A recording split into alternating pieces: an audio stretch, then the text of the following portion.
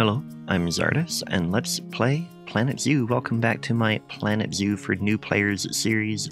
Today we are going to talk about some very basic controls for the game. So some of the things we're talking about today are a little bit difficult for new players to catch on to, and so that's why I want to do a quick video on that. But before we get into it, be sure to hit that subscribe button so you can follow along with more content from me. So first of all, I recommend using WASD to move around in the game. That always makes things easier, I think. And then placing objects. Let's talk about a few things there. We'll use a tree for that. So this tree here, we want to place it. Then what we can do is we can rotate with Z. If you hit it once, it will rotate 90 degrees. If you click and hold Z, you can use the mouse to get the precise spot that you wanted. And then, of course, hit the left mouse button when you are ready to place it. So you can place several of them and just rotate them around. And it's important to rotate trees in particular, because if you don't, then they all look exactly the same. But if you rotate them, it makes it a little bit more realistic looking. Other things you can do is you can change the height of something by holding Shift and moving that up and down.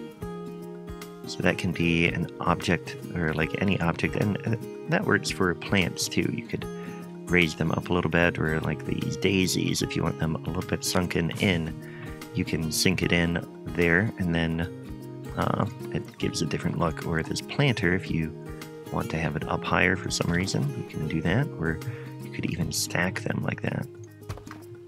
So that is one thing you can do with Shift. Then lock to surface. If you hit Control, you can have it be on a grid here, which is, I think, just the base grid for the map itself. And if you hold that down, it gets it on there. And that way you can maybe place one of these, and you can place them all in a row on that grid. So that is one way to do it. Then toggle angle snap. If you hit space, then you want to rotate, I believe. Yep, then you can rotate at a specific angle there, as opposed to without that, you are freely rotating. Then align to surface. If you hit V, you can get it so that it automatically connects to whatever surface you are hovering the object over. So like you can see on this tree, is finding surfaces and going like that. If you hit V again, then it does not toggle to the surface. There we go. Then advanced move and rotate. If you have your object here and you hit X, it gives you this little bit of things you can hear. Move along in one direction, move that way, or you can move up and down and get it a little bit more precise. When you're already in here, if you hit X again, it gives you even more control on rotation. You can rotate this way, you can rotate that way, or you could rotate in that direction. Then you can get objects exactly where you want them to be. Path editing. I will have a tutorial only about paths, so we'll get into more detail later, but for now, you place the path with the left button, and you can delete a path with the right button on the mouse. So that is one thing to keep in mind. If you want to raise or lower the path, you can hold the Shift button before you place it. You can place it up high. And then you can also, when you are selected in here, if you use the J button, it will lower. If you hit it again, it becomes stairs. Or you can hit the U button to raise it up, and there you can get your different stairs and ramps and things like that.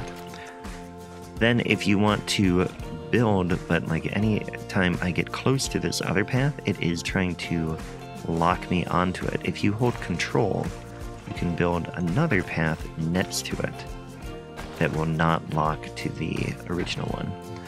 So that is another little tip there. But again, we'll talk more about paths in another video. You can undo anything with the Control Z button. Just keep hitting that until you are done undoing. You can redo it by hitting the Control Y button. And if you want to move an object, you can go down to the multi-selection, or I, to select it, and then you can click on it and hit M to just move that object. Or I guess you can just click on the object and move it.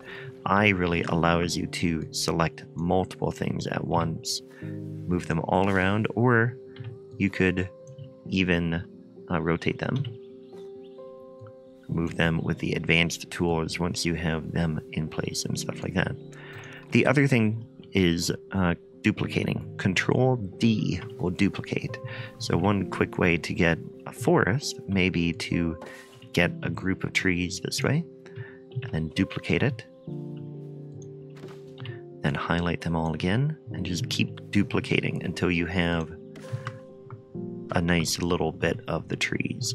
So those are some very basic controls for the game that should be able to get you started. That is it for today. Be sure to tune in tomorrow when we will talk about landscaping. So thanks for watching, and I will catch you then. Take care.